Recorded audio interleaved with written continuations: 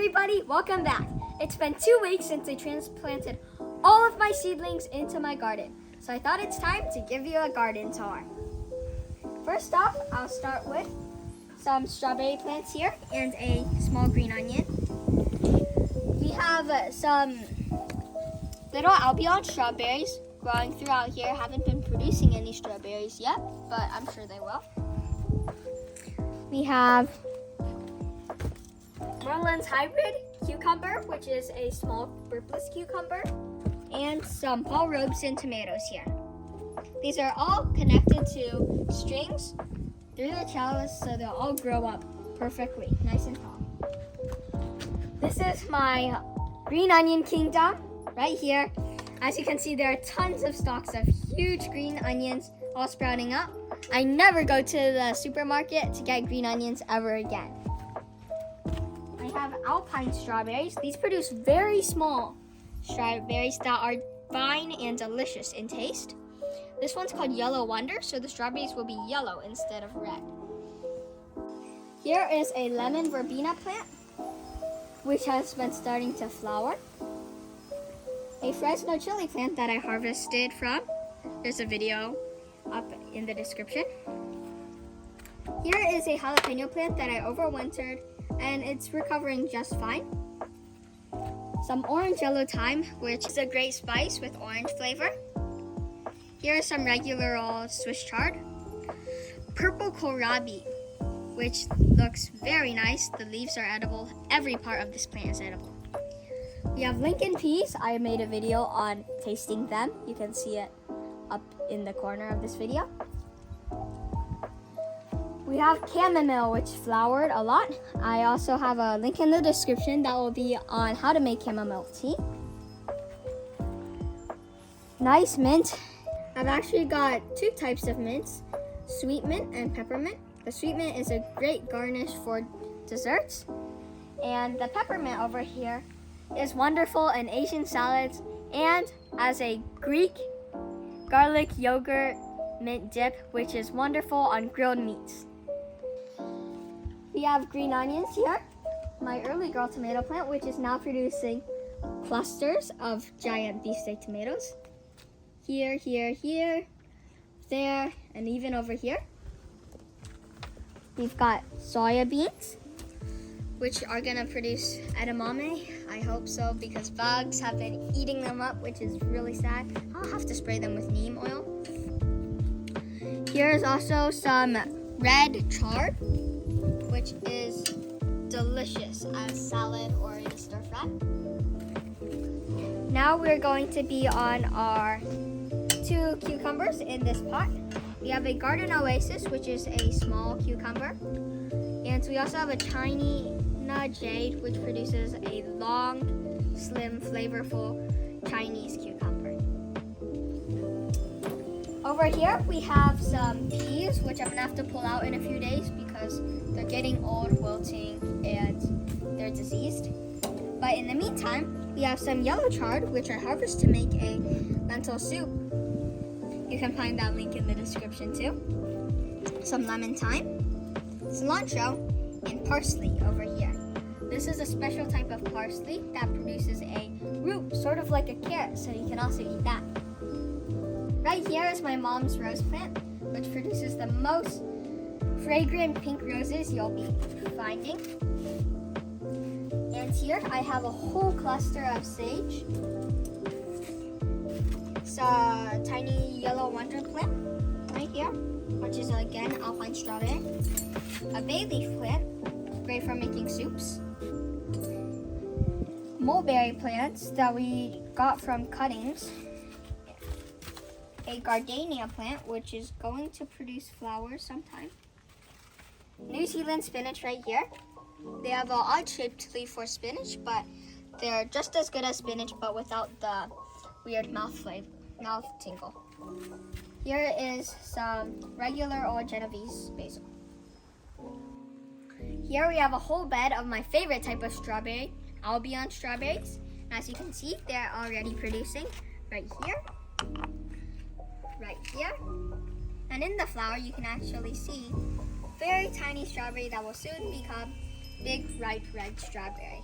We even have another strawberry right here. Over here we have our runner beans, sunset runner. Here we have some super sweet 100 tomato plants. These produce cherry tomatoes in large clusters of delicate, delicious sweet fruits. Here we have some Genovese basil, very small plant, and a Persian baby cucumber plant right here. We have a bed full of purple kohlrabi, which I'm hoping will produce some nice kohlrabi soon. Here is a za'atar plant that we started from seed 3 years ago. It was very hard to get them going, but I'm just glad that animals and bugs haven't devoured them down. I had a plant that was stripped bare, all the leaves were taken off. It's very sad. Another Albion strawberry with strawberries being produced here. And here's some German thyme that we got from Lowe's nursery store. And here is a mortgage lifted tomato. That's your regular typical globe red tomato. Over here, I have a Prairie Fire tomato, which is a cherry tomato that produces a red cherry tomato that has a very pointy bottom. Here is Black Crim tomato plant. It's an heirloom slicer with a very dark purple color. Over here is a bed that me and my dad built to try practicing in-ground growing. We spent a ton of time trellising all of these ropes to each and every plant. There's a wide variety of tomatoes and cucumbers all throughout this entire bed. Some of the cucumbers that are growing larger have started to produce cucumbers, and the other ones are still just small little cucumbers that haven't produced anything yet. On this side, we have a pepper, Anaheim chili peppers, which is semi-spicy, not very sweet. Sun Gold tomatoes, which produces nice bright yellow tomatoes, and another Black Crim plant. Here are 2 eggplants, which are delicious, White Knight eggplants and green Tulsi basils. You can see little patches of small basil coming out. Right over here, we have a dying nasturtium plant that started to seed. As you can see, the end of the stems where the dried up flowers are now nasturtium seeds that I might be saving to make capers or to have them used and plant them later. In this elongated bed, I have sweet peppers like the sweet chocolate pepper and the Cubanelle sweet pepper. We also have several herbs like basil, red Freddy, and summer savory. We also have red chard and some parsley. We also have quite a few more Abe Lincoln plants. Over here are mainly my hot peppers. Right here we have my shishito peppers, poblano peppers, and here holy basil and green Tulsi. We are also growing a few tomato plants, as you can see here, and this perpetual spinach, which has gone quite wild. Over here, we have the last Regina Alpine strawberry plant I have. It's sort of like Yellow Wonder, but with a stronger flavor, and the strawberries are red instead of yellow. Here is a live example of one strawberry not fully ripe yet. Here's another strawberry that looks about ready, and I guess I'll harvest it and try it on cam. Here's the nice deep red color. Oh, so soft.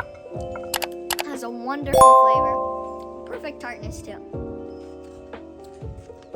Over here, we have 3 Corbaci pepper plants. Red Tulsi basil over here. And over here, we have green Tulsi growing here. Antigua eggplants, which is a purple eggplant. Here's a Thai long green eggplant over here. Quite a few eggplants. And these are a green eggplant when they're ripe, nice and slender, straight from Thailand. In the back, I have many nasturtium plants growing to attract pollinators. And over here, I have a Siam Queen basil and a shooting star eggplant. The shooting star eggplant is a very interesting variety of eggplant because it's purple, but it has stripes of white in it. I'll make sure to update you guys once the eggplant is ready. It's gonna look so beautiful. I also have a Japanese long cucumber plant over here and some sunset runner beans. Here is my German green tomato plant. It's a slicer tomato and also an heirloom. There's one thing very unique about this plant. Once the tomatoes are fully mature and ready to eat, they will still be green. And when you cut them open, you'll see a faded pink inside. They taste delicious in salads and in baked lettuce and tomato sandwiches. Right over here, we have some red chard growing in an individual pot. In here, we have lots of basil. Alright guys, let me tell you what a few of these plants are. So, first off, we've got the Marble of Venice. I don't know what that is, so why don't you tell us, Landon? Okay, so this is a bean plant. It's a runner bean, which will climb up through the entire trellis, grow really tall, and produce some nice beans. You like beans, don't you, Togepi? Yes, but I like potatoes more. Okay, why don't you explain to the group what these are? Sunset runner beans. Oh, right, they're the little orange ones. Togepi, actually they're pink. That's why they call them the sunset runner beans compared to the scarlet red beans. Oh, right. Of course I knew that. Let me show you a reason why I put the white baskets over my plants. It's the chervil, isn't it? Yes. Here was a once thriving chervil plant that got eaten by grubs, insects, and worms. What does it taste like? Chervil? Yeah. It's a herb. It has a nice earthy flavor. Does it taste like potato? Togepi, it does not taste like potato. Not every herb I say tastes like potato, okay? But it would do great with potatoes on a roast potato salad. That's good. Thanks for watching, and I'll catch you next time. Important PSA from Togepi, who is hacking this channel really quickly. Thank you. On behalf of Landon, I am saying thank you for 100 subscribers. Yes, it is very good. What are you doing here, Lan? Hi. Yeah, I also want to say thanks for 100 subscribers. It really helps my channel. And I feel so happy about it. 100, man. 100! Yes, Togepi.